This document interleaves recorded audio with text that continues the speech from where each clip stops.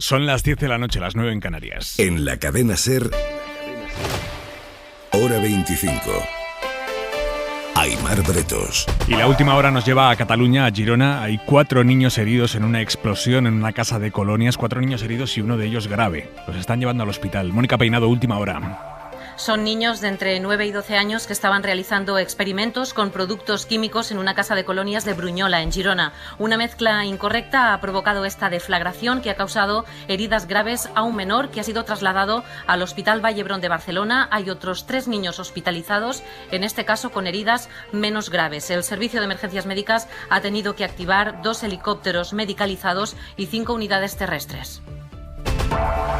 En la mesa del análisis hoy Elisa de la Nuez, abogada del Estado, secretaria general de Hay Derecho. Elisa, muy buenas noches. ¿Qué tal? Buenas noches. Daniel Fuentes, economista, profesor de Economía de la Universidad de Alcalá. Muy buenas noches, Fuentes. ¿Qué tal, Aimar? Buenas noches. Y se va a incorporar también esta noche de un momento a otro Carlos Cue, corresponsal político de El País. El día en 2 minutos, Víctor Olazábal. Más allá de los resultados del CIS que vamos a analizar en un momento y que Feijóo acaba de calificar de malversación en Telecinco. A veces me da la sensación que el señor Tezanos cree que el conjunto de los ciudadanos no son inteligentes y a veces se raya la malversación. Hoy la política pasa por el objetivo que se han marcado Pedro Sánchez y Nadia Calviño, pleno empleo para la próxima legislatura. Estamos en condiciones en esta legislatura próxima de llegar al pleno empleo. Sí, presidente, es que nuestro objetivo para la próxima legislatura tiene que ser lograr el pleno empleo. Por tanto, el objetivo es un acuerdo con los agentes sociales para que en 4 años logremos el pleno empleo. La justicia europea le ha retirado hoy a Carles Puigdemont la inmunidad parlamentaria que le permitía evitar la extradición a España. Evidentemente, la opción del regreso está exactamente en el mismo punto que estaba antes de la sentencia. Igual de lejos o igual de cerca. Ahora el juez del Tribunal Supremo, Pablo Llarena, puede, si lo considera, reactivar las euroórdenes de detención contra Puigdemont y también contra los consellers Ponsatí y Comín. El expresidente ya ha anunciado que recurrirá. El gobierno celebra la decisión. Pilar Llop, ministra de Justicia. Esta sentencia es un espaldarazo a las instituciones españolas y dejémonos ya de paños calientes. El ciudadano Puigdemont debe presentarse ante la acción de la justicia. Los forenses han identificado a las primeras 4 víctimas enterradas en el Valle de Cuelgamuros. Estoy absolutamente abrumado por lo contento y por lo plenamente satisfecho. Hemos logrado, después de toda la lucha, ya 4 determinaciones de la caja 198 y entre ellos mi padre. Es Fausto Canales, hijo de una de esas 4 víctimas. Quedan todavía más de 130 cuerpos por recuperar. Y en Jenin, en la Cisjordania ocupada, los palestinos han enterrado hoy a las 12 personas que el ejército de Israel ha matado en su incursión en el campo de refugiados. Han sido funerales multitudinarios con miles de personas portando los ataúdes de los fallecidos, 5 de ellos menores de edad. Según el ayuntamiento de Jenin, Israel ha destruido 300 casas en esta operación en la que han participado cerca de 2.000 efectivos.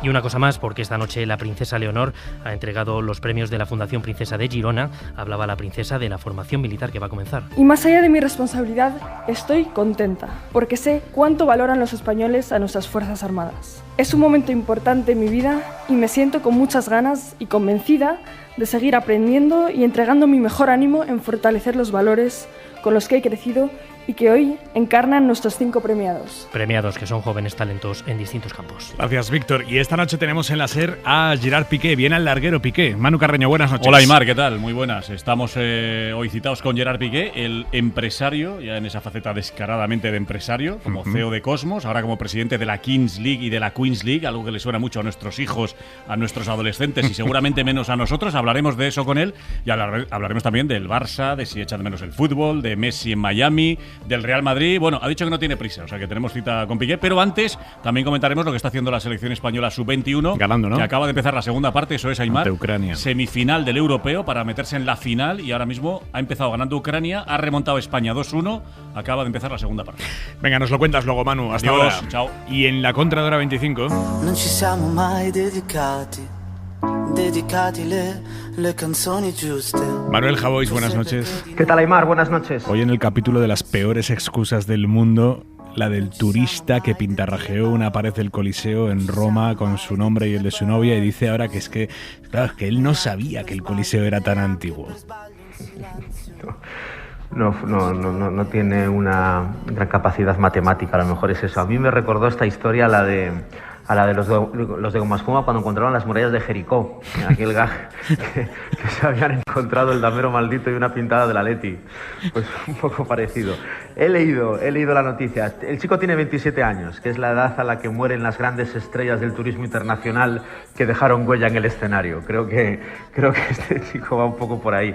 Es también un acto de amor. Pinta su nombre, un corazoncito y el nombre de su chica. Bueno, pues entonces hay que ponerlo todo en perspectiva. Dentro de 2500 años ese garabato tendrá un valor histórico. Tú ten en cuenta que cualquier gamberrada que sobreviva a 2500 años se convierte automáticamente en una reliquia de enorme valor para conocer a la civilización de la época. Por ejemplo, esa pintada no tengo ninguna duda de que va a demostrar la impactante ignorancia que en nuestra civilización tenían los gilipollas.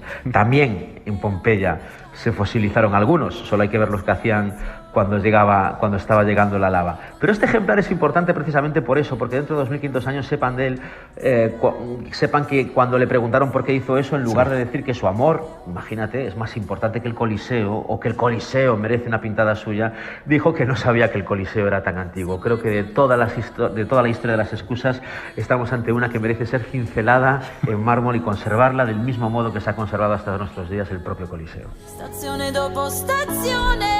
Déjalo tú ahora con tu novia después de eso. Madre mía. No para toda la vida. Javos, un beso. Un beso, ciao.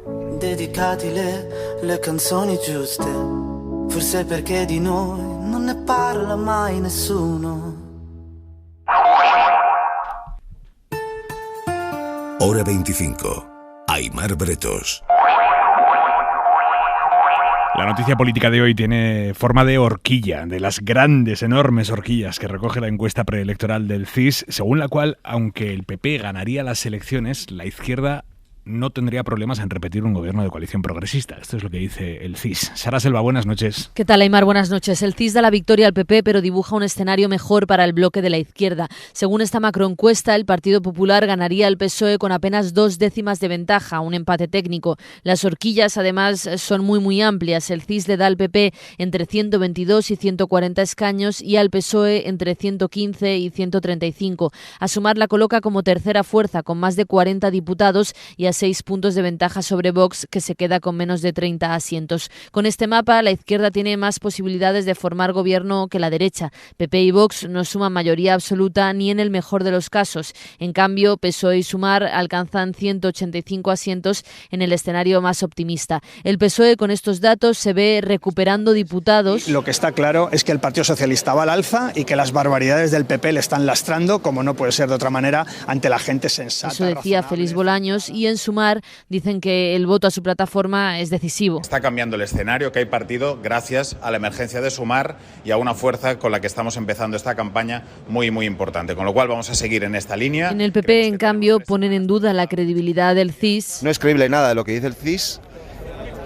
No es creíble, no lo ha sido en el pasado reciente, no lo es ahora. E insisten en que cesarán a Tezanos en el primer Consejo de Ministros. La macroencuesta ofrece más datos, por ejemplo, sobre el número de indecisos. Hay en torno a un 30% que aún no sabe a quién votar. También sobre la gestión del gobierno. Son mayoría los que creen que ha sido mala o muy mala, pero es aún más negativa la valoración que hacen los ciudadanos de la labor del PP en la oposición. Más del 70% la censura. Como es habitual, todos los líderes suspenden, pero la mejor valorada sigue siendo Yolanda Díaz con un 4,7 por delante de Pedro Sánchez, que le pisa los talones. Incluso, gracias Sara, incluso esta encuesta del CIS que dibuja un escenario de gobierno de la izquierda, incluso esta preelectoral del CIS da por hecho que ganar, lo que es ganar en votos y en escaños, ganará Feijóo las elecciones. Otra cosa es gobernar, pero ganarlas las ganará Feijóo. Y ante ese escenario que dibujan todas las encuestas, esta noche Alberto Núñez Feijóo ha empezado a deslizar una idea que no tiene nada que ver con el funcionamiento de los sistemas democráticos liberales. Dice Feijóo, alguien que no gana en votos no puede ser presidente del gobierno. No merece gobernar aquel que pierde las elecciones. El presidente del gobierno de España no puede ser alguien que ha perdido en las urnas. El presidente del gobierno de España, para tan alta dignidad, tiene que acreditar previamente haber ganado en las urnas. Carlos Cue, buenas noches. Hola, buenas noches. ¿Qué te sugiere este planteamiento de Feijóo? Pues me sugiere que realmente estamos jugando ya en terreno muy peligroso. El sistema español no es un sistema como el francés, presidencialista, donde el que saca en Francia un presidente con un solo voto más que el otro, ya ha pasado, no un solo voto, pero muy poca diferencia, gobierna. En Argentina un presidente con un solo voto más. En Brasil Lula tiene muy pocos votos más que Bolsonaro. Es indiscutible, son sistemas presidencialistas. En España y en casi todos los países europeos, salvo Francia, gobierna el partido que logra una mayoría. Esto Feijóo lo sabe desde hace mucho tiempo. Tanto lo sabe que lo acaba de aplicar en Extremadura. En Extremadura su partido ha sido el segundo partido. No ha ganado las elecciones por 6.000 votos. Ha tenido un resultado extraordinario, pero no ha ganado las elecciones. Las ha ganado el PSOE y le va a quitar la semana que viene la presidencia al PSOE en Extremadura. Y en pero Canarias, es que se la va a quitar en Canarias, donde tampoco han... Quiero decir, esto, ¿y qué pasa? Que lo que vale para Canarias y vale para Extremadura no vale para el gobierno de España. Tan sistema parlamentario es el de Canarias y el de Extremadura, donde es absolutamente legítimo formar una mayoría contra o alternativa al que ha ganado las elecciones, como hizo Isabel Díaz Ayuso en 2019, es absolutamente legítimo. Yo creo que el que lo critique desde el punto de vista democrático, a mí no me van a encontrar en una crítica diciendo Isabel Díaz Ayuso no debería ser presidente, no debería haber sido presidenta de Madrid nunca, para nada.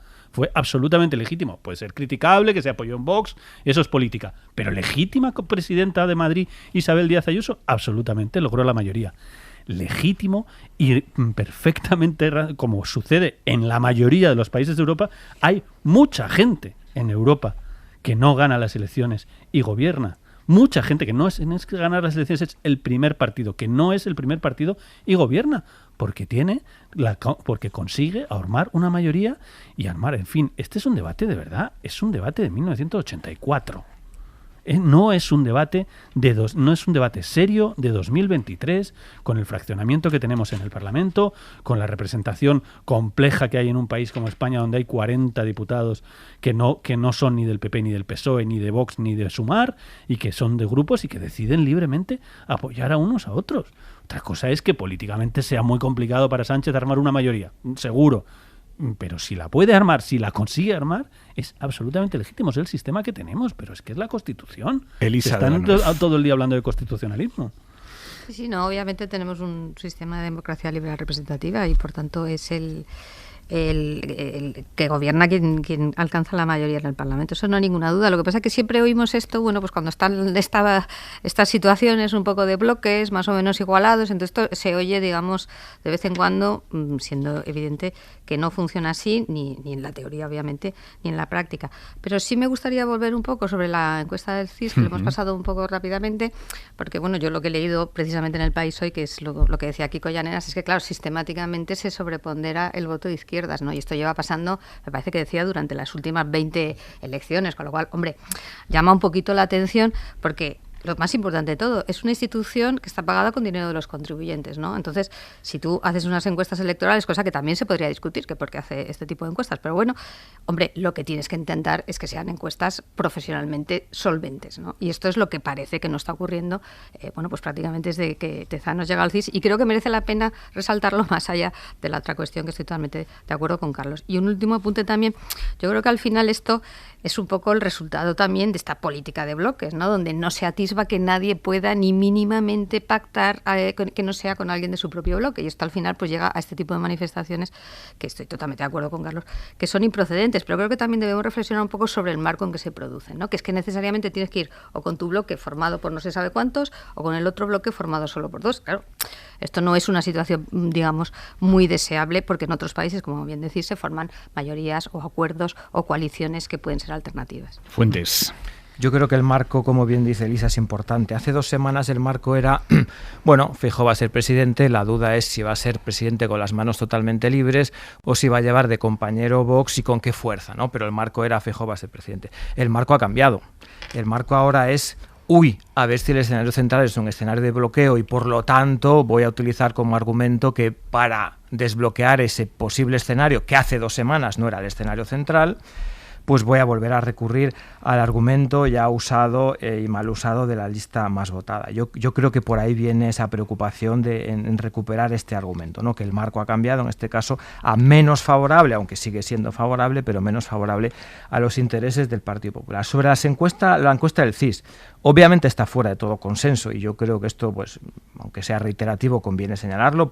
Yo creo que por honestidad en cualquier tipo de análisis, el CIS lleva mucho tiempo fuera de consenso. No se trata de acertar o no acertar. Cualquiera que hace previsiones tiene todo el derecho del mundo a equivocarse. Ahí no está el punto. El punto está en por qué te alejas tan sistemáticamente del consenso y lo haces siempre inclinando la balanza del mismo lado. Dicho esto, resulta curioso cuando uno ve los datos que justamente dentro de las horquillas que da para los 4 grandes partidos, aquella en la que está más en consenso es justamente la del Partido Popular, porque da una horquilla de 122 a 140. No recuerdo que la encuesta del País le da 125, el CIS la sitúa en la parte inferior en 122 y la de GAZ3 se va hasta 150, en este caso el CIS sería a 140. ¿Dónde está la verdadera anomalía de esta encuesta con respecto al consenso? En los extremos, en la pelea por el tercer puesto, que es lo que hemos dicho que va a ser la clave o una de las claves a la hora de definir la mayoría de bloques, que da unos resultados para Sumar absolutamente fuera de contexto. Fijaos que a Sumar le da una horquilla de entre 43 y 50, cuando prácticamente ninguna horquilla le da ni siquiera 40, ¿no? O sea, Podemos estar ahora mismo entre el 33, 35, 37 y... Obviamente la contraparte es que sitúa a Podemos muy por debajo del consenso de las horquillas, lo sitúa en una horquilla, a Vox, sitúa a Vox muy por debajo del consenso de las horquillas, en una horquilla de 21 al 29, cuando normalmente le están dando 40 o incluso más, ¿no? Yo creo que ahí es donde está el foco asimétrico del CIS, en esa pelea por cómo se decanta el tercer puesto, que ya digo que es decisivo a la hora de decidir la mayoría de un bloque u otro. Yo creo que sobre el CIS realmente creo que tenemos que empezar a hablar en serio de que es inaceptable. Es tremendo lo que ha pasado con el CIS. O sea, no puede pasar lo que ha pasado esta mañana y lo que ha pasado en las últimas encuestas del CIS. No puede pasar que salga la encuesta del CIS y no se la crea absolutamente nadie. Exacto. Esto es un drama. Ese es el principal problema. Siempre ha habido discusiones, llevamos muchos años en esto, siempre ha habido discusiones con la encuesta del CIS. Históricamente, cuando gobernaba el PP y cuando gobernaba el PSOE, siempre había discusiones que tenían un cierto sesgo, que como es una encuesta pública, el gobierno mete mano, siempre había discusiones. Pero una cosa es que hubiera discusiones, no, está un poco inflado el partido del gobierno, no, está un poco inflado el otro. Y como bien cuenta Kiko Llaneras, que es el hombre de los números y que se mira los números, dice, el CIS se ha equivocado en la historia muchas veces, pero se ha equivocado para los dos lados. A veces se equivocó por sobrevalorar a la derecha y a veces se equivocó por sobrevalorar a la izquierda. Lo que no había pasado nunca es que el CIS se equivocara siempre siempre y sistemáticamente en sobrevalorar a la izquierda. En este momento el CIS dice que el bloque de izquierdas tiene el 47% y el bloque de derechas tiene el 42%. Mirad, es que esto no, señores, es que todo el mundo sabe que no puede ser que el bloque de izquierdas, vamos a ver si puede resistir. Dame un segundo, no puede tener mejor resultado que hace 4 Pero para años. completar esto, para que se hagan una idea a los oyentes, la encuesta de 40dB que publicamos en la cadena SER y El País, con todas las tripas al aire, quiere decir, todos los oyentes pueden haber consultado la interioridad de la encuesta. Según nuestra encuesta, si uno suma la estimación de voto, la intención de voto, digamos, de los partidos de izquierda, PSOE más Sumar, sale un 41%. Según el CIS, más del 47%. Y al revés, según nuestra encuesta, la de 40dB, si uno suma la intención de voto de los partidos de derecha, PP más Vox, sale un 46%. Según el CIS, se desploma al 42%. Pero es que esto es, y además es que es sistemático, es que viene de las elecciones, viene de hace 2 semanas que ya decía que el PSOE todavía estaba por delante, viene de las elecciones autonómicas donde dijo que ganaba el PSOE las elecciones clarísimamente y las perdió por 3,5 puntos, pero ya no es eso, si se puede equivocar, insisto, los CIS se han equivocado siempre, las encuestadoras se equivocan mucho, porque no es una ciencia, es que no es la fotografía de un día, puede cambiar, la campaña mueve un montón de cosas, ese no es el problema. El problema es, como explica Kiko Llaneras, invito a todo el mundo a leerlo porque está explicado perfecto, porque además es muy didáctico Kiko, lo que no puedes es equivocarte siempre para el mismo lado y sistemáticamente y en todas las últimas elecciones, salvo una que es Navarra. No puede ser y de verdad creo que es una cosa muy seria y yo le preguntamos en la entrevista al presidente del gobierno, cuando hicimos la entrevista con Pepa Bueno para El País, le preguntamos sistemáticamente varias veces si ese, porque buscábamos la autocrítica obviamente, que siempre es difícil, si ese no ha sido uno de sus mayores errores. Incluso un error para el propio gobierno, porque el propio gobierno ha hecho muchos análisis con los datos de Tezanos. Y se ha equivocado sistemáticamente, pero sobre todo desde el punto de vista de credibilidad pública, de un organismo tan serio, tan importante, donde trabaja un montón de gente y que tiene una larguísima trayectoria en España de seriedad, y que hay muchísimos profesionales serios ahí. No puede ser, es insostenible, insisto, desde el punto de vista político es insostenible que salga una encuesta del CIS y no se la crea nadie, ni siquiera en el gobierno, porque lo sabemos perfectamente, que hablamos todos los días, y evidentemente en el gobierno están muy ilusionados. Ha cambiado, estoy de acuerdo con lo que decía, está cambiando, hay una sensación de que ha cambiado un poco el marco, en el gobierno creen que hay partido, y por supuesto la encuesta del País y de la cadena SER pues les dice que hay partido, están ahí la encuesta del País y la cadena SER dice que están a 2 puntos. 2 puntos es gestionable desde luego en una campaña, pero una cosa es eso, y que hay una diferencia con otras encuestas, y otra cosa es lo de CIS. Es que no de verdad que es muy serio el punto al que ha llegado.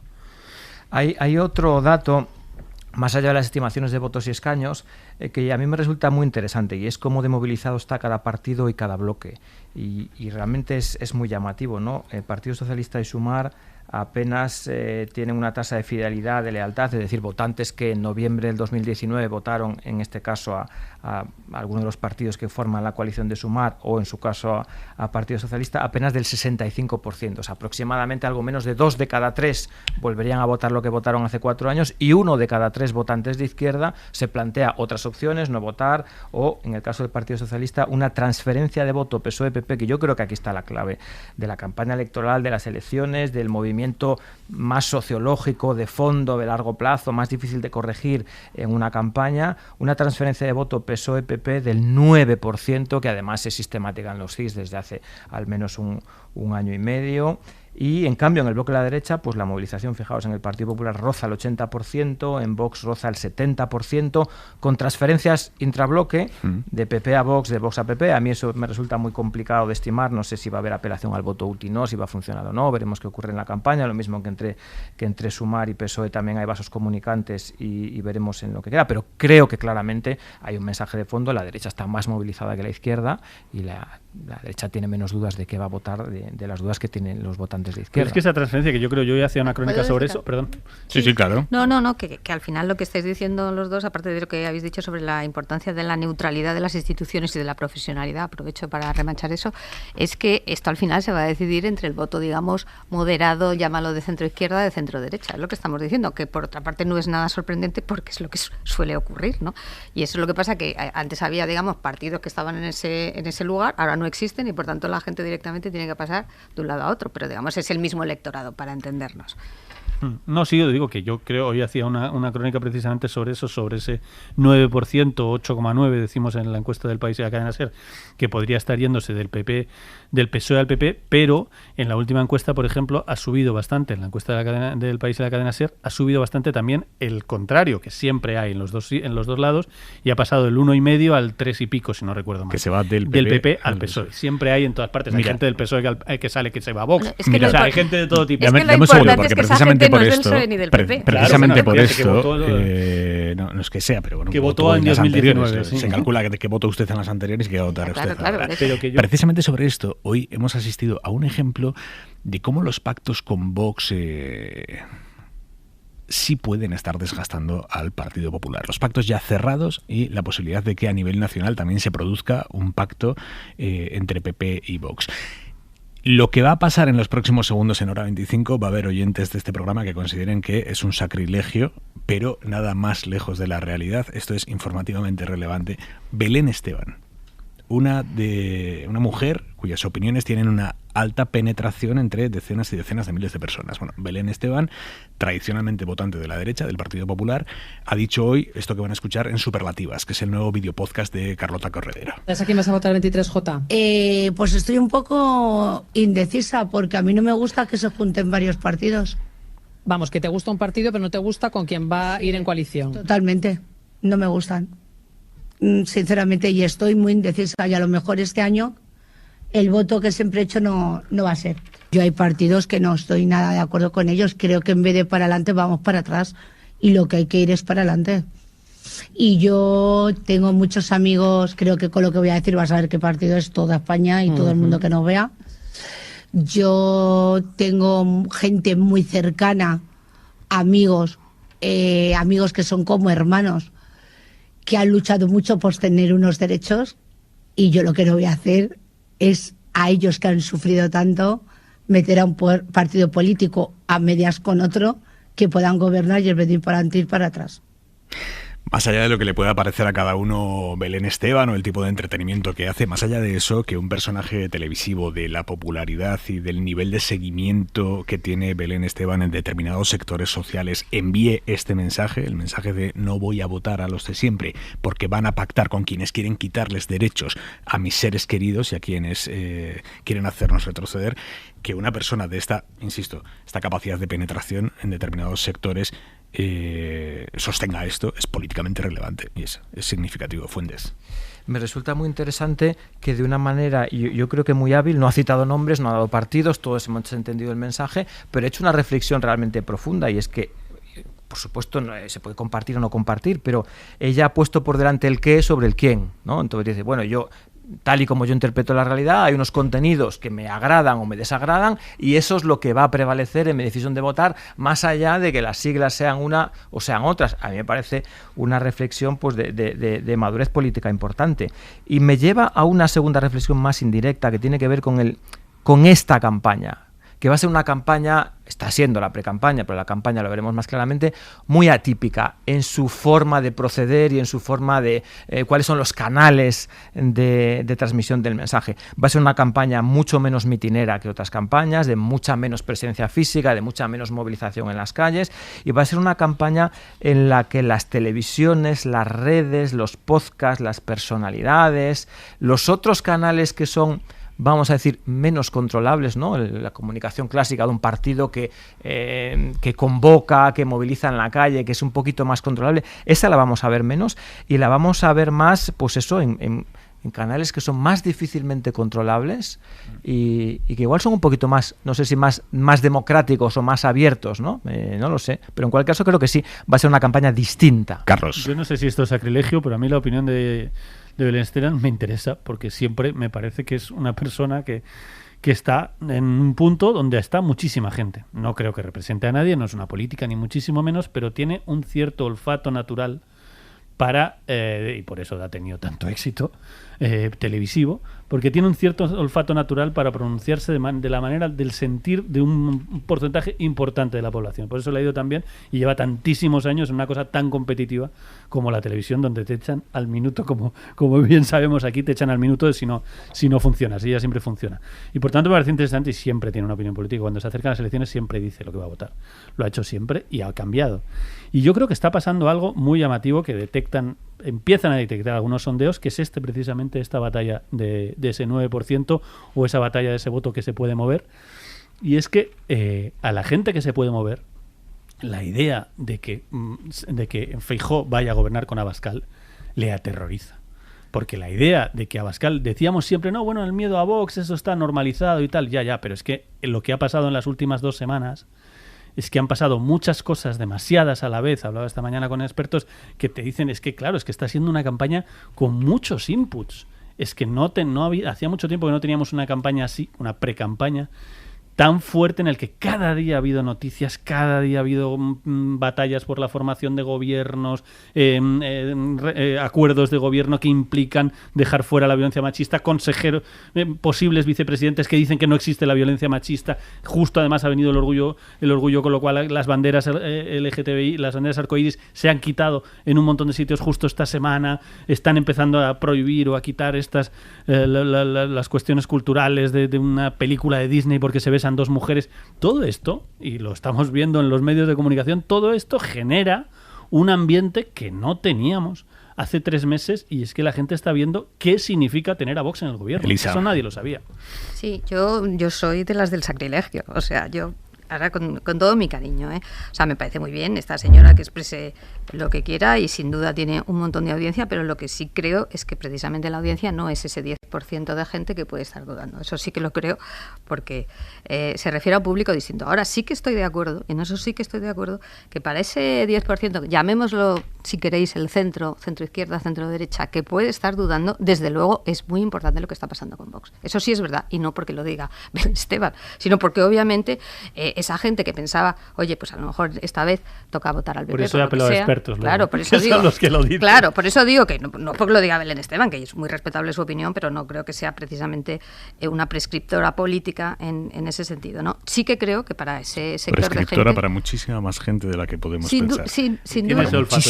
Sin duda, Aimar, pero me estáis hablando de ese, digamos, sector de voto, que es, digamos, un voto que, por cierto, conozco bien, que va moviéndose de partido y que es muy crítico con la gestión de un partido o de otro, y que no creo que sea precisamente la audiencia de Belén Esteban. Dicho eso, sí coincido con Carlos de que para ese sector sí que, digamos, lo que está viviendo o lo que se está viendo con Vox es un tema muy, muy relevante y que te puede hacer plantear otras cosas. Y eso con independencia de que lo diga Belén Esteban o lo diga quien sea, ¿no? Eso sí que creo que es el punto. Y por supuesto que insisto, que esto no es una crítica de esta persona, pero sí me sorprende un poco en relación con lo que decía también antes Daniel. Claro, esta es una campaña que se mueve en el hormiguero, que se mueve en el programa de Ana Rosa, bueno, pues que salga Belén Esteban. Yo, sinceramente, a mí esto no lo veo una ventaja, lo veo más bien algo, digamos, un poquito de no sé si trivializar o no sé, realmente no es lo que uno espera de una campaña electoral donde se supone que estás jugando con temas importantes, ¿no? Dicho eso, me parece respetable, pero yo sí soy de los que piensan que es un poco sacrílego, Aimar. ¿Qué quieres que te diga? Sobre cuáles son los sentimientos a los que apela cada bloque para movilizar, ¿no? Claramente la derecha ha apelado al odio, al Sánchez y al sanchismo y todo lo que dicen que representa, y la izquierda ya de manera muy difuminada lo intentó, pero yo creo que ha dejado de funcionar el miedo a la extrema derecha. Y lo que yo creo que está surgiendo ahora, a lo mejor me equivoco, es una apreciación totalmente subjetiva, pero creo que ese miedo a la extrema derecha se está sustituyendo por un rechazo a la extrema derecha que es distinto. Es decir, ya los estoy viendo. Yo escucho ahora las declaraciones de Belén Esteban, yo no veo una persona aterrorizada, no veo una persona con miedo. Veo una persona que expresa un rechazo más sereno que el miedo efímero, anímico de uy, estoy asustada porque fíjate que viene el lobo, ¿no? Que esa era la tapa, si querés, de la foto de Colón. Eso quedó mucho tiempo atrás.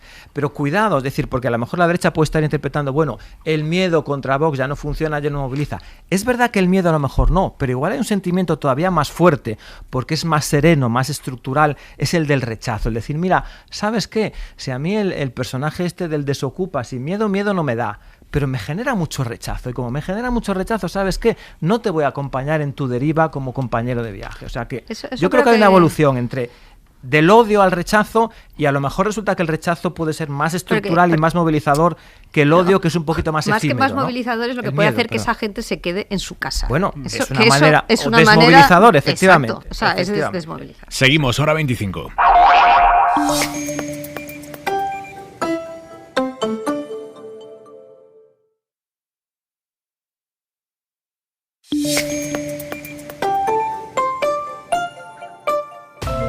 Hora 25. Aimar Bretos. Antonio Ortúzar, presidente del PNV, buenas noches. Gabón, buenas noches. ¿Cómo está, señor Ortúzar? Pues bien, un poquito acalorado aquí en Madrid porque se nota la diferencia, ¿eh?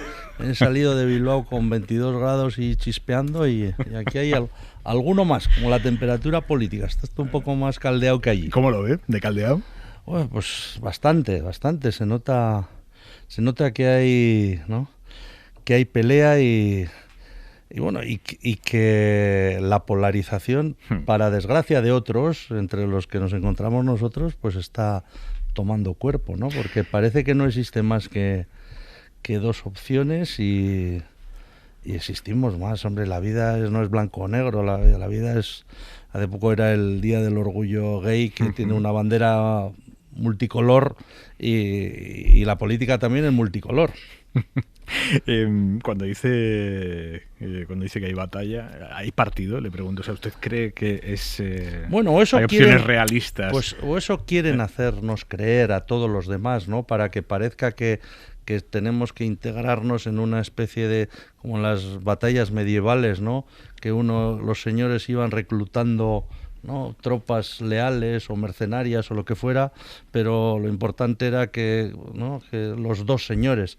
Y yo creo que las encuestas nos están llevando todo a que parezca que hay un partido. Yo no lo sé si lo hay, porque la verdad es que visto desde Euskadi lo que hay es un espectáculo, más que un partido o más que una disputa electoral, ¿no? Vemos dos líderes que por las mañanas se dedican a pelearse entre ellos y por las tardes se dedican a pelearse con sus hipotéticos socios para vaciarles de votos, ¿no? Entonces, por las mañanas es la pelea PP-PSOE, PSOE-PP, pero luego en los mítines cada uno quiere ir a sus fieles y Pedro Sánchez quiere vaciar a Sumar y si puede a nosotros y a todo el mundo, ¿no? Y en el otro lado pues pasa lo mismo, que el Partido Popular le oyes a Feijóo, le modulas un poco la voz y parece Abascal, ¿no? ¿Por qué? Porque quiere quitarle, entrarle al campo, ¿no? En el País Vasco, que somos de pesca, pues quiere entrar en el caladero de la pesca de profundidad de Vox, ¿no? Y entonces echa la red, ¿no?, el 3 mayo que decimos, ¿no?, y quiere llevarse esos votos. Entonces es muy difícil para los demás sacar cabeza, pero lo vamos a intentar, lo vamos a intentar, porque desde luego en Euskadi yo creo que nadie va a poder votar con una papeleta que ponga Sánchez ni con otra papeleta que ponga Núñez Feijóo. Y hay otras cosas. Está Aitor Esteban, está Patxi López también, está de Juan Julo. Pero hay más opciones. Afortunadamente en Euskadi hay colores. Se le ha olvidado decir la opción de Bildu. No sé. Bueno, también está. Está fuerte, pero la opción de Bildu, como entra dentro del pim pam pum entre unos y otros, si de Bildu quien más habla es Feijóo. Es el mayor propagandista que tiene Bildu, es el Partido Popular y Vox también. O sea que no me necesitan a mí a la humilde posición del PNV, que bastante tiene con defender lo suyo. Se lo digo porque hoy el CIS dice que ustedes tenían hasta ahora 6 diputados y les da entre 3 y 5, y a Bildu le da entre 4 y 7. ¿Va a haber sorpaso ahí? A mí me queda la tranquilidad que me da es que el CIS no acierta nunca. Entonces, bueno, pues... ¿Cómo se agarran a eso todos? Hombre, pero si me diera 7, pues también, no lo diría, pero por dentro estaría rumiando como pa. Venga, pues entonces voy a coger el sociómetro del gobierno vasco. Sí, que les da 5, 5, 5. 5 al PNV, 5 al PSE, 5 a Bildu. Esa es una opción razonable para la encuesta cuando se hizo y cómo se hizo. Yo creo que las encuestas últimamente pues lo pasan mal, ¿no? Y no me quiero meter con los sociólogos ni con los encuestadores, porque creo que es una labor titánica la que tienen y muy difícil, porque ya nadie le dice la verdad ni al médico, ¿no? Entonces, menos a un encuestador. Entonces, con el clima político que hay, con la polarización, ahora es muy difícil sustraerse, y cuando te llaman son todas por teléfono, te pillan en tu casa o en la calle, etcétera. Bueno, ¿qué dices? Bueno, pues un poco lo que está, ¿no? No creo que son muy fiables las encuestas. Ya, pues vamos a las urnas, señor Ortuzar. Vamos a las urnas, en las municipales, venga, que ustedes consiguieron menos concejales que Bildu. ¿Qué está pasando ahí? Bueno, vamos a ver. Está habiendo un movimiento de vamos a ver. De placas Hay tectónicas que conocer el País Vasco. El PNV tendrá en este momento alcaldías que gobiernan, no quiero pasarme de chulo porque no soy del centro de Bilbao, pero el 70% del territorio de los ciudadanos, ¿no? Y ciudadanas. Entonces, bueno, le sacamos como casi 10 puntos de diferencia a Bildu. Tenemos un 35%. Es que Feijóo y Sánchez se pegarían por tener un 35% el día 23 de julio. Y a nosotros con un 35% parece que hemos perdido las elecciones. Hombre, un poquito de respeto. No le oculto que hemos tenido un problema en las urnas.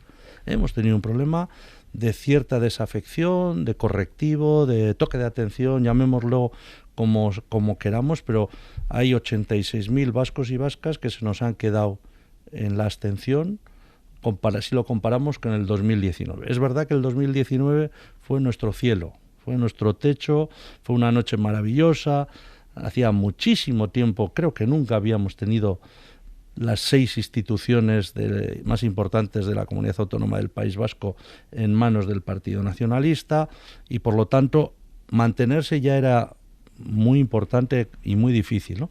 Y hemos bajado un poquito, o sea, yo reconozco, pero un poquito, aquellos que dan por herido al PNV, bueno, no lo veo yo tan claro. Por cierto, hablando de Bildu, ¿qué pasó con ese vídeo que les metieron a ustedes dentro del paquete de los partidos fascistas? Y al día siguiente salió Arnaldo Otegi pidiendo perdón. Bueno, salió Arnaldo Otegi pidiendo perdón, pero el vídeo sigue colgado en la cuenta y en las redes oficiales de Bildu. Por lo tanto, bueno, yo creo que fue una operación... había en los tiempos del plomo, había un lema que era Bietan Jarrai. Hay que seguir en las dos. Seguir en las dos vías. ¿No? Pues ahora también en una nos zumban y nos mezclan con Vox y con el Partido Popular, y en otra nos pide perdón, ¿no?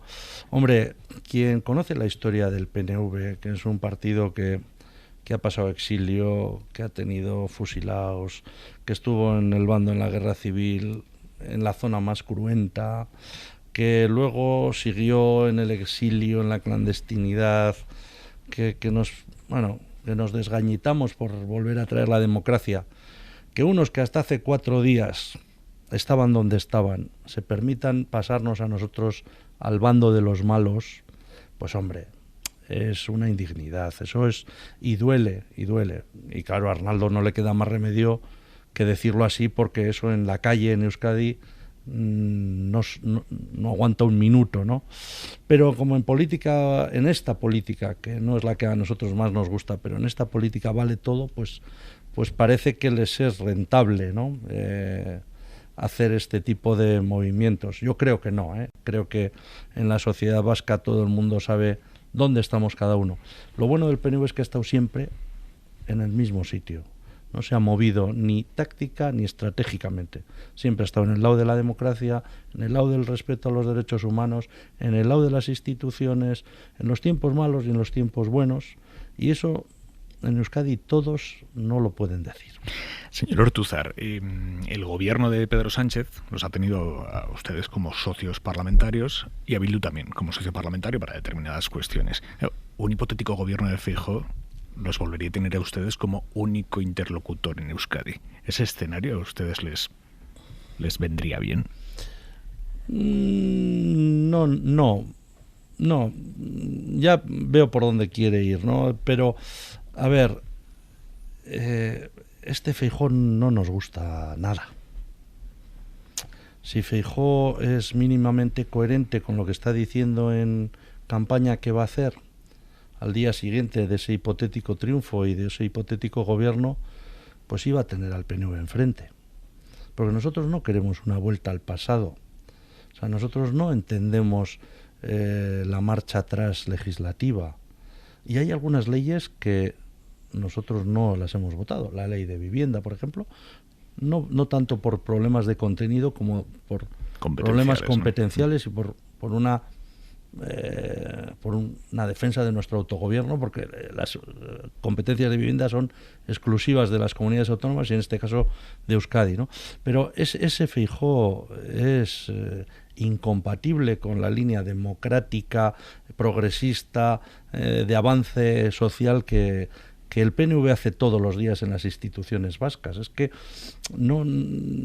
ya sé que podría ser para nosotros a lo mejor rentable políticamente, porque volvería a ponernos en un foco mediático, pero es que la coherencia en política vale mucho, y el PNV no la quiere perder, ¿no? Entonces, me parece estar entendiendo el señor Ortúzar, porque hasta ahora lo que les había escuchado a ustedes es no queremos saber nada de un pacto con Vox, ¿no? No queremos saber nada de un PP que va con Vox. Ya no están hablando solo de una cuestión de con quién, sino del contenido. Del para qué. Claro, es que, a ver, yo creo que en toda esta precampaña, y la campaña me temo que va a ser igual, se está construyendo en base a dos falacias o a dos hipótesis no exactas, ¿no?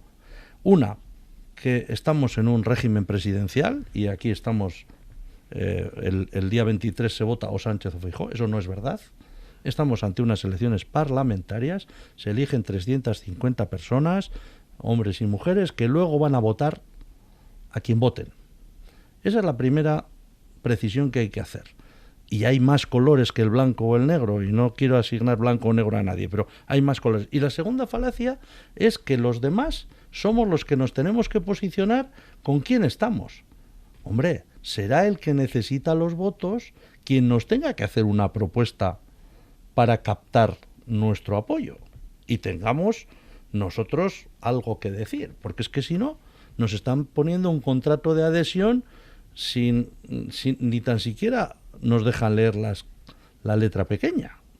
Claro, es que todo esto, yo ya entiendo que para los medios y bueno, pues en la forma de hacer política de las redes de hoy en día esto es así, pero claro, ¿por qué tengo que decir yo con quién voy a ir?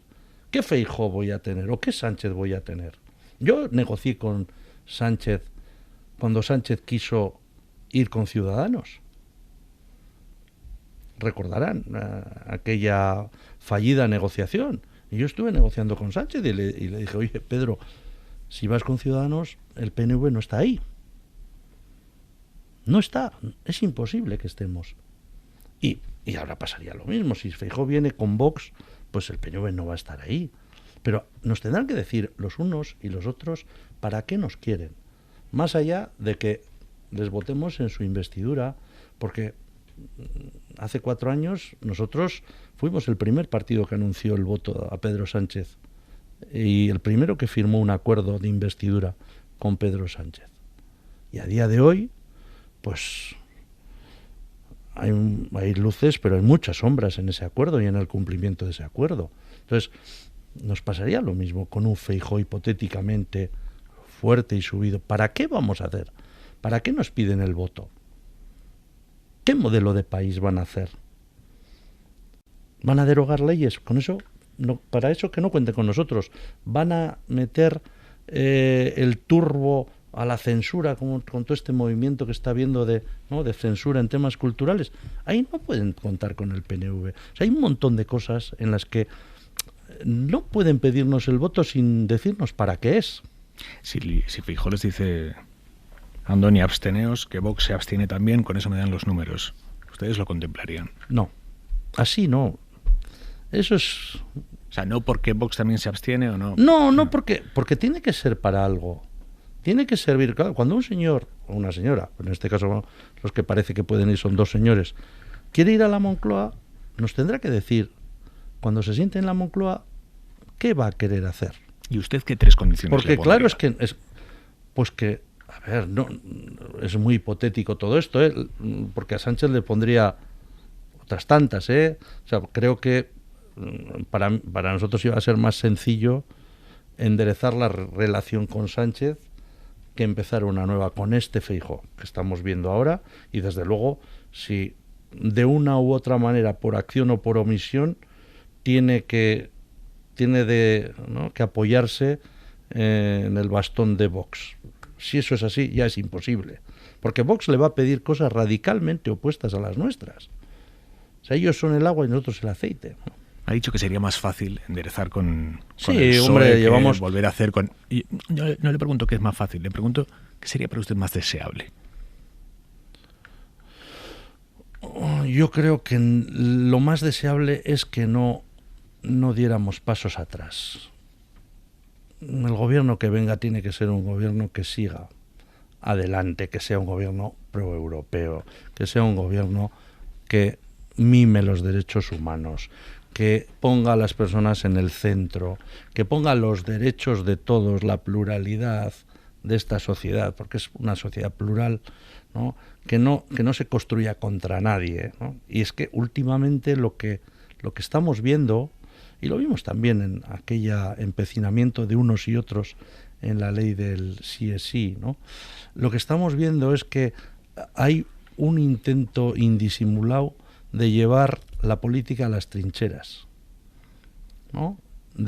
Voy a extremar el posicionamiento ideológico mío para suscitar la reacción del otro, y eso a mí me empodere y me fortalezca.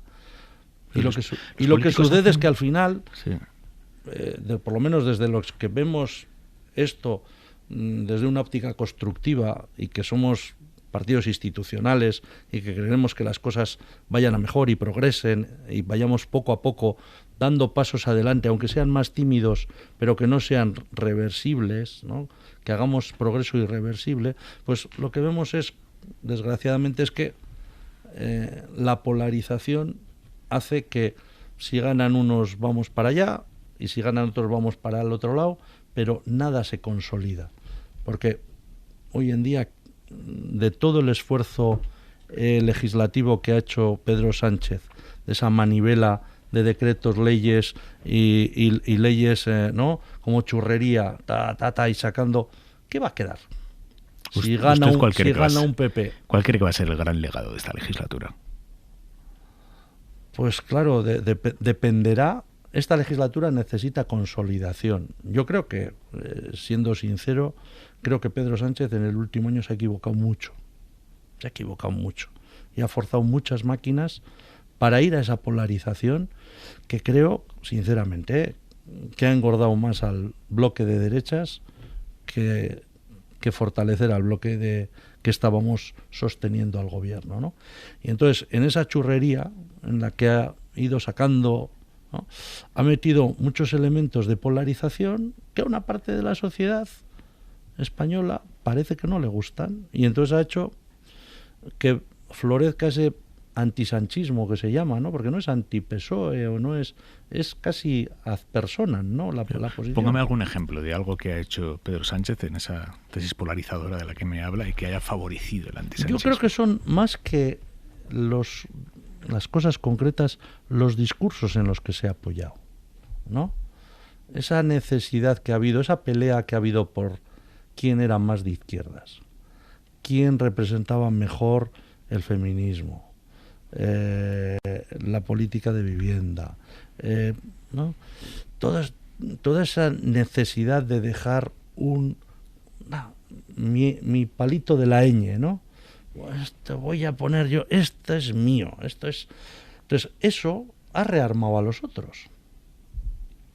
Y en política a veces es tan importante movilizar a los tuyos como no despertar a los otros. Y parece, por lo que dicen las encuestas, que toda esta acción de gobierno ha despertado a una sociedad que no, por lo que sea, no le gustan esas cosas y reacciona. El otro día escuchamos a Aitor Esteban diciendo que que el PSOE en el fondo podía dejar gobernar al PP allí donde no estuviera clara una gobernabilidad, que básicamente era para evitar que Vox entre en la Eso ecuación. se tenía que haber hecho en Castilla y León, y ahora estaríamos en una situación completamente diferente.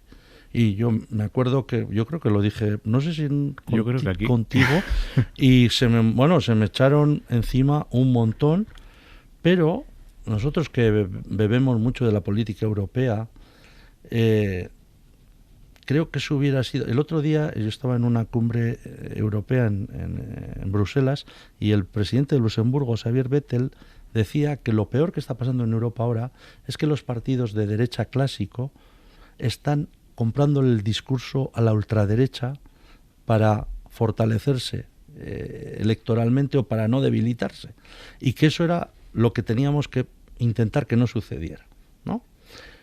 Eso es lo que teníamos que, entre lo que yo modestamente dije en aquella ocasión. Si el Partido Socialista le hubiera puesto al Partido Popular sobre la mesa, yo me abstengo, pero te obligo a negociar conmigo los presupuestos X, o sea, 4 cosas, y no va a haber retrocesos sociales, no va a haber retrocesos en la protección de derechos humanos, etcétera, yo creo que le hubiera rentado al Partido Socialista. Creo. Igual me equivoco y la política ha cambiado tanto que ya estos esquemas no funcionan. Lo cierto es que no se hizo y hoy estamos con un Partido Popular que hasta cierto punto es rehén de Vox en Castilla-León, pero que ya ha dado patente a ese tipo de operaciones y está en Extremadura, está en Valencia, en Baleares, etcétera. Hay pocos países en Europa en los que la extrema derecha está al frente de instituciones, ¿eh? Yo no creo que eso es bueno para el label, para la vitola democrática del Estado español.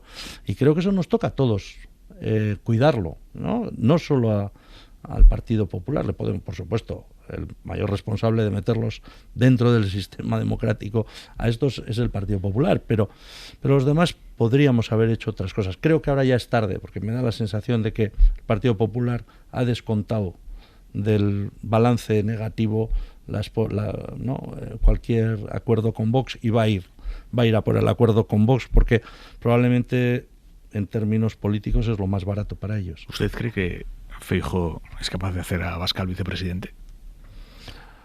Pues la necesidad en política es un poderoso motor. Depende de lo que necesite. Hace 15 días oíamos, o 20, oíamos un discurso en Extremadura que pues se lo ha llevado, ¿no?, el río hacia Lisboa, ¿no? Ya no está, ¿no? Acaban de pactar lo contrario de lo que se dijo hace... ¿Por qué? Por la necesidad política. Pasado año y medio, a ustedes que votaron en contra de la reforma laboral, ¿ya les parece sustancialmente buena como a Feijóo? No, porque nosotros no votamos en contra de la reforma laboral porque nos pareciera mal el articulado, sino porque no era respetuosa con el marco autónomo de relaciones que nosotros creemos que tiene que tener Euskadi. Euskadi, Cataluña, Andalucía, ojo, que no lo pedimos solo para nosotros, ¿no? Pero ¿tiene sentido que en la legislación de un Estado plurinacional y descentralizado de 17 comunidades autónomas la base sustancial de la negociación colectiva sean los convenios estatales? Yo creo que no.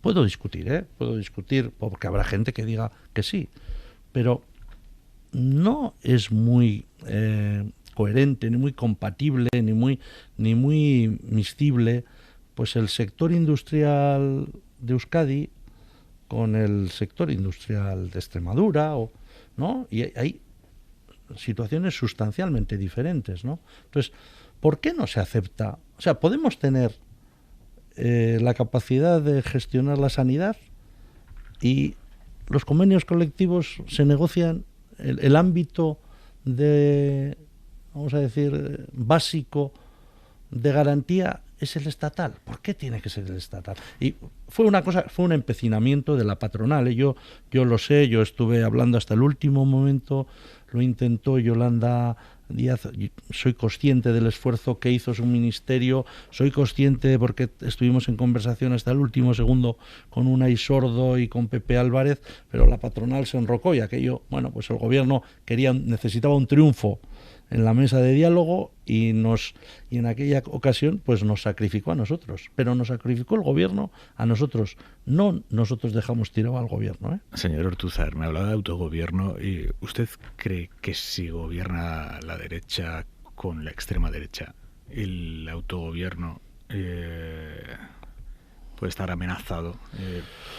Bueno, yo suelo utilizar una metáfora que es muy vasca, que somos montañeros, ¿no? Si viene ese gobierno, pues tendremos que ponernos un chubasquero de Gore-Tex fuerte, preparado para pasar aguacero y frío, ¿no? Pero defenderemos nuestro autogobierno, porque una cosa es que gane un gobierno de derecha apoyado en la extrema derecha, o un gobierno de derecha y de extrema derecha, y otra es que se cambie la Constitución, los estatutos, las leyes, etcétera, ¿no? Eso nos va a tener enfrente siempre, además con muchísima determinación. Andoni Ortuzar, presidente del PNV. Le agradezco que haya estado esta noche en Hora 25. A ustedes, agur. Agur. Es que ricasco, agur.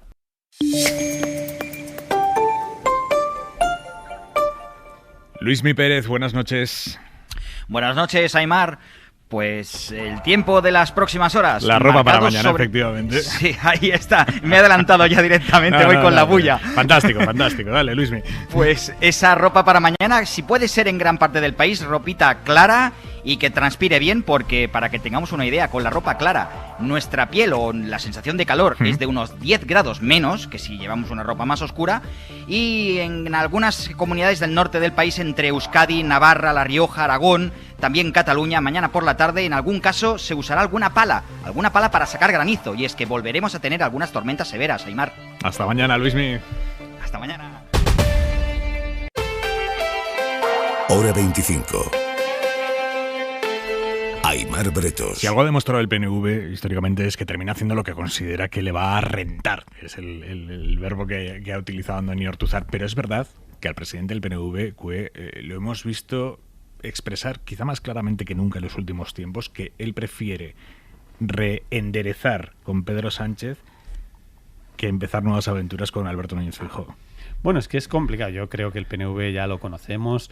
También decían esto con Rajoy y a Rajoy le aprobaron unos presupuestos, pero es verdad que el PNV negocia muy fuerte y muy bien. Le aprobaron unos presupuestos y a los 5 días le aprobaron una moción de censura. Le aprobaron una moción de censura, efectivamente. Sí. Pero le aprobaron unos presupuestos en los que yo estaba en esa negociación, porque justo acaba de volver a España de Argentina, me acuerdo bastante bien. El PNV, en esa negociación presupuestaria que luego tumbaron ellos mismos con la moción de censura, lo que negoció eso es una subida de las pensiones del 2%. El PP había aprobado la reforma esta brutal de la subida de las pensiones al 0,25%. Las pensiones tenían que subir el 0,25% según la reforma aprobada por Rajoy. La reforma era tan brutal que el propio PP le dio susto, pero no se animaba. Y quien le sacó la negociación y quien se llevó el gato al agua a decir nosotros hemos sido los que le subimos las pensiones a todos los españoles con una inflación mucho menor que la de ahora, el 2%, fue el PNV. PNV sabe negociar con PP y con PSOE. Si tiene que negociar con el PP, lo acabará haciendo. Pero lo que no va a negociar es con Vox en el gobierno. Yo creo que eso es para el PNV es anatema absoluto. Vox en un debate parlamentario le dijo a Aitor Esteban, yo quiero ilegalizarles a ustedes. Vox tiene en su estructura de discurso la ilegalización del PNV y la destrucción de los nacionalistas, la destrucción de cualquier concepto constitucional, por otra parte, de lo que tiene que ver con la España, no solo con el Estatuto de Autonomía Vasco, sino con el concierto. O sea, la esencia del PNV es completamente contradictoria con la de Vox. Y este es uno de los grandes asuntos que yo creo que vamos a ver si esto funciona en campaña o no.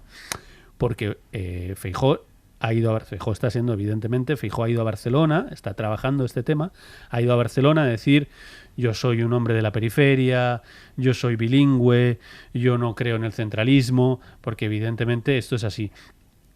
Él juega mucho con esa faceta de yo no soy Pablo Casado, para entendernos, no soy el PPS de Madrid que estáis viendo, no soy el PP de Ayuso, soy otro PP.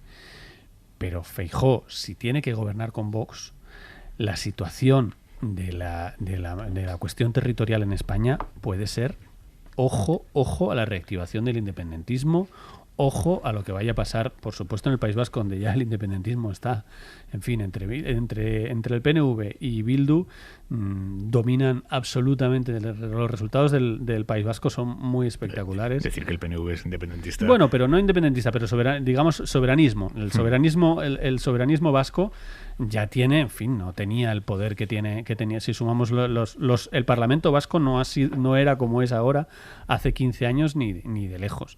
Y entonces yo creo que están pasando un montón de cosas y que Feijóo tiene que gestionar la idea de que la gente de centro, sobre todo, que le vota, no entienda que la llegada de Feijóo puede ser volver a 2017 y volver a una batalla brutal contra los independentistas. Fuentes. Y un elemento a lo que comentas, Carlos, que es el papel de Bildu, ¿no? Si ya la entrada de Vox en una ecuación de gobierno con el PP dificulta cualquier apoyo por parte del PNV, mucho más todavía si añades la pieza de Bildu, ¿no? Que tienes pues una hegemonía cuestionada en el nacionalismo vasco, pues yo creo que eso sería mortal de necesidad para el PNV. Por lo tanto, yo creo que hay una dificultad objetiva, además de las muchas perlas a pesar de las muchas perlas que nos ha dejado, ¿no? Ha dicho Feijóo, le modulas la voz y parece Abascal, el PP es el mayor propagandista que tiene Bildu, Feijóo no nos gusta más nada, literalmente ha dicho, en fin, otras cosas, ¿no?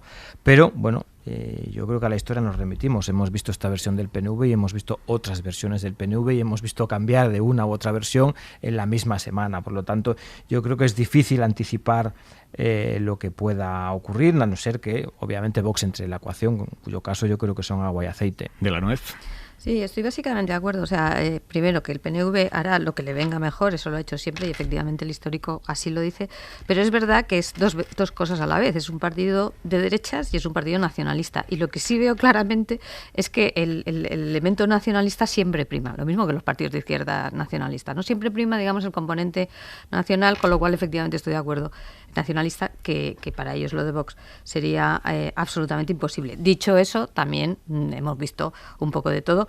E insisto en esta idea de que es un partido de derecha, porque parece que estos señores no son un partido de derechas y obviamente tienen muchas coincidencias, como es lógico, no solo sociológicas, sino también programáticas con el PP. Pero también veo que efectivamente el tema nacionalista es lo que más les pesa y más, como dice Daniel, con una competencia, bueno, con prácticamente un sorpaso, ¿no?, por parte de Bildu. A ver, el presidente del Círculo de Empresarios, Manuel Pérez Sala, ha mandado hoy una carta abierta al próximo gobierno en el que este lobby económico, el Círculo de Empresarios, plantea retrasar la edad de jubilación en unos meses, ¿no?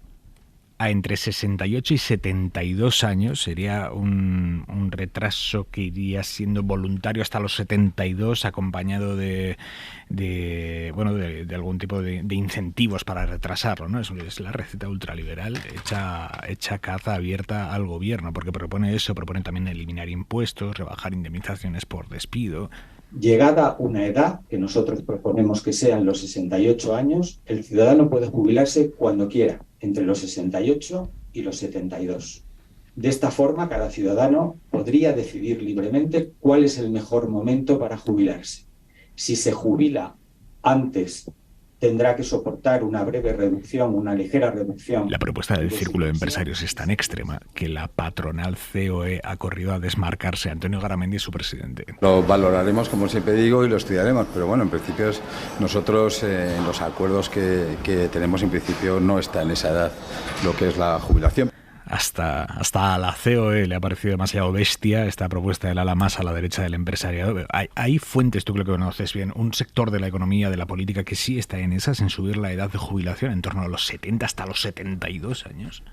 Yo creo que es muy minoritario y que está fuera de la realidad. Es verdad que si uno hace un análisis exclusivamente contable con el Excel y busca variables de ajuste pues para la financiación del tema de las pensiones, pues claro, es muy goloso en el Excel darle a la casilla de prolongar la edad de jubilación, pero otra cosa es la factibilidad política y social, que yo creo que, bueno, lo hemos visto en Francia y probablemente lo veríamos aquí. Fijaos que tenemos ya un aumento de la edad efectiva de jubilación programado desde los 65 hasta los 67, es decir, ya estamos en la horquilla alta cuando nos comparamos con otros países europeos, ¿no? Aquí la pregunta que hay que hacerse, ya no solo en casos de trabajos obviamente físicos, de un minero, de un pescador, de un policía, sino de un camarero, de una dependiente, de una enfermera, de un peluquero, pueden estar de pie físicamente a los 72 años en condiciones de desempeñar su labor de manera profesional, y yo creo que a día de hoy son cuestiones que están muy, muy en el extremo. Creo que además en Génova no estarán contentos con la propuesta, porque creo que es una torpeza lanzar este tipo de propuestas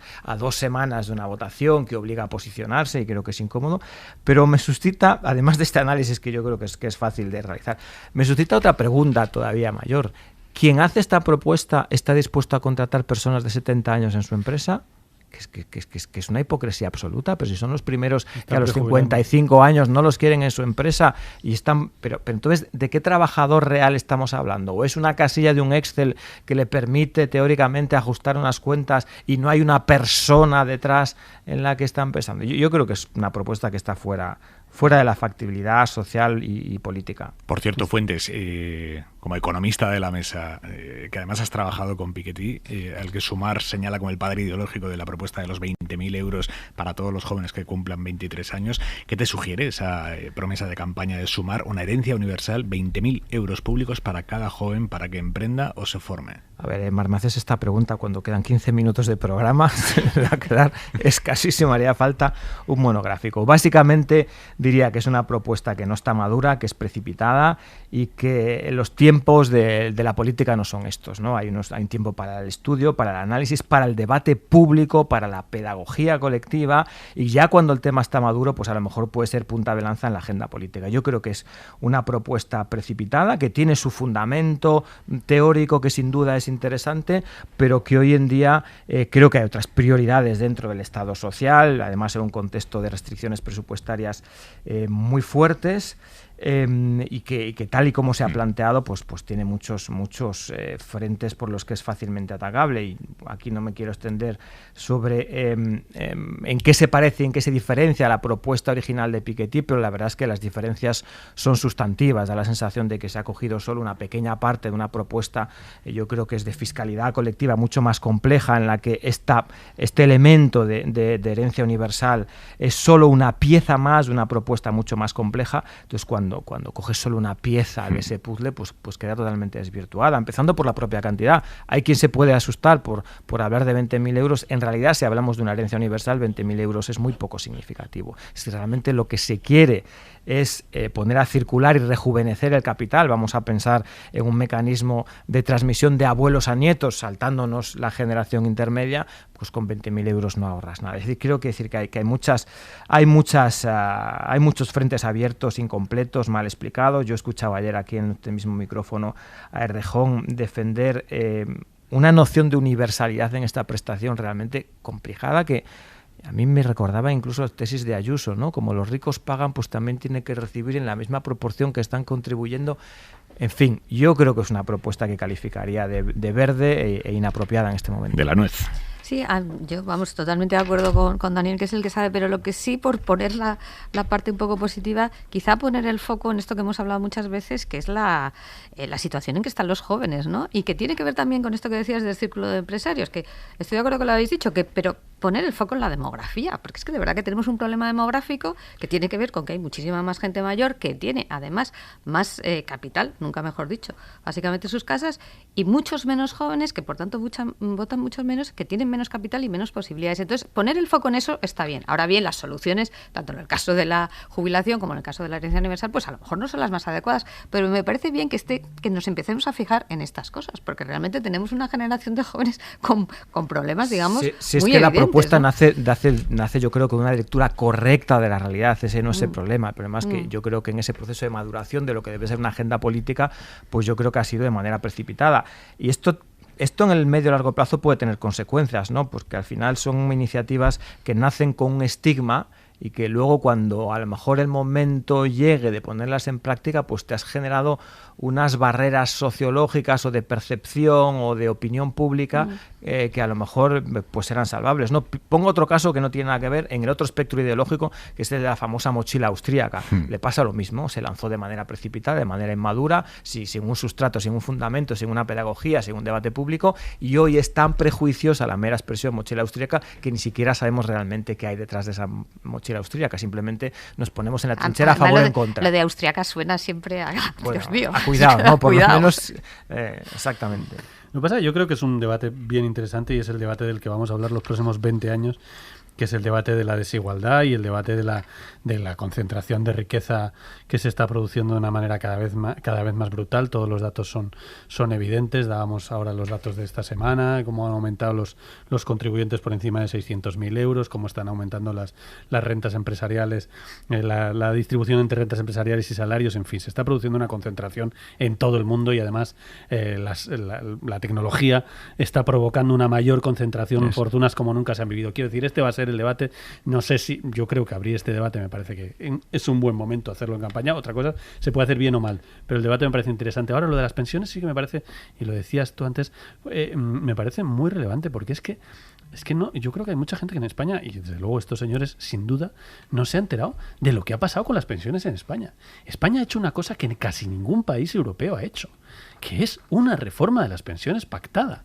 España tiene los 67 años pactados con los sindicatos, los 67 años que ya se están empezando a aplicar porque tenían una cadencia y Exacto. están empezando ahora las primeras Exacto. personas que ya les van a tocar jubilarse a los 67 años, cuando en Francia han ido a huelgas salvajes y brutales y miles de personas en la calle por pasar a 62.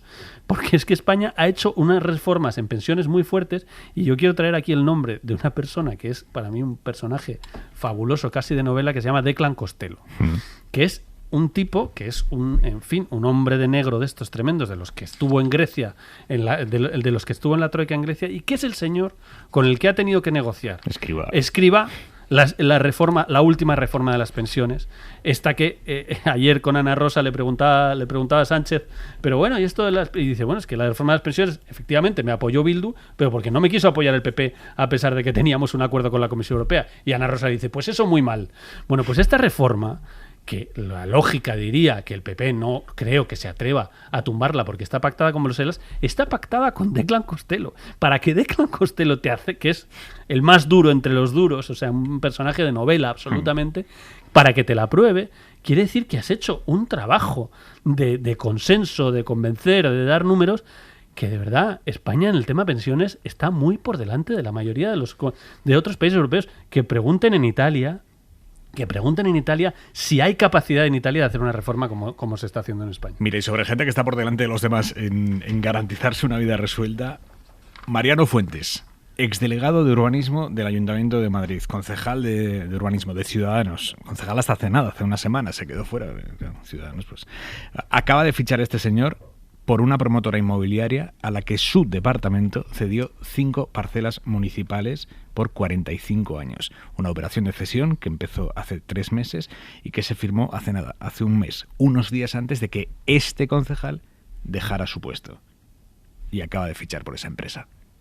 Adrián Prado, buenas noches. ¿Qué tal, Aimar? Buenas noches. El contrato se formalizó el 9 de junio. Mariano Fuentes ejercía entonces como delegado en funciones tras las municipales de mayo. Una semana después dejaba oficialmente el ayuntamiento porque Ciudadanos, su partido, no consiguió representación en el consistorio. La adjudicación a Vía Ágora, la promotora por la que ahora ficha, se anunció a finales de marzo. La empresa consiguió la cesión de 5 parcelas municipales para construir y explotar durante 45 años viviendas de alquiler a precio limitado por 9 millones de euros. Pocas semanas después, en el canal de YouTube de la inmobiliaria, su presidente entrevistaba al concejal, a Mariano Fuentes, y le preguntaba precisamente por su futuro tras las elecciones. Piano, paso a paso. Realmente yo ahora mismo estoy trabajando, tenemos 15 días para vender el mejor proyecto de ciudad y no me lo planteo, porque en el momento que empiezas a dispersarte, no haces bien los proyectos. No puedes estar a 4 cosas a la vez, somos hombres y solo podemos hacer una bien. Vale. Hoy también ha sido el presidente de la empresa el que ha anunciado el fichaje de Fuentes. Por su bagaje profesional, dice que ha conseguido situar a Madrid como referente en materia de urbanismo. Punto y 25. Soledad Gallego Díaz. El Partido Popular va anunciando poco a poco modificaciones de puntos de vista, rectificaciones de cosas que criticó duramente al PSOE y a Pedro Sánchez en su momento, y que ahora piensa que si Alberto Núñez Feijóo llega a la presidencia del gobierno sería mejor no tocar. Es famoso el cambio de opinión respecto a la ley de reforma laboral, tan duramente criticada en su momento y ahora considerada bastante razonable, pero no es la única. Hoy se ha sabido que tampoco modificará el modelo de gobernanza de los fondos europeos, que si gobierna Feijóo seguirá dependiendo de la Moncloa, tal y como sucede ahora. En su momento las críticas fueron enormes, hasta el punto de que el PP dio a entender, incluso en Bruselas, que habría que buscar una autoridad independiente que auditase en España el reparto de esos fondos, porque en nuestro país no debía existir ni inteligencia ni responsabilidad suficiente para realizar esa función. Afortunadamente, Bruselas reiteró la confianza en el gobierno español y ahora el mismo PP anuncia que, por supuesto, si gobierna, será Presidencia la que controle la distribución de esos 164.000 millones de euros. Menos mal que no le hicieron caso. ¡Ay! Punto y 25.